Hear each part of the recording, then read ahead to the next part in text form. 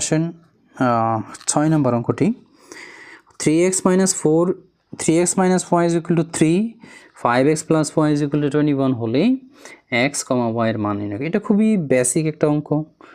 3x minus y is equal to 3 5x plus y is equal to 21। যারা expert তারা এখানেই যোগ বিয়োগ করে ফেলতে পারে, এই অঙ্কটা মুখোমুখি করা সম্ভব। তো আমি খাতায় করে দেখাচ্ছি। এখানে যদি আমরা যোগ করি y y কাটা যাবে, তাহলে এটা হচ্ছে 8x is equal to যোগ করলে হবে কত 24, x এর মান হবে 3 8 24। এবার x এর মান আমরা এই সমীকরণটাতে বসাবো না এই সমীকরণটাতে বসাবো? এটা যদি আমি 1 নম্বর সমীকরণ ধরি মনে মনে, এটা যদি 2 নম্বর ধরি, তাহলে অবশ্যই x এর মানটা আমি বলবো 2 নম্বর সমীকরণে বসানোর জন্য। x এর মান 1 নং সমীকরণে বসাইলেও y এর মান যা বেরোবে, 2 নং সমীকরণে বসাইলেও y এর মান সেটাই বেরোবে। কিন্তু যারা বুদ্ধিমান তারা কি করবে, 2 নং সমীকরণে বসাবে, কারণ এখানে y এর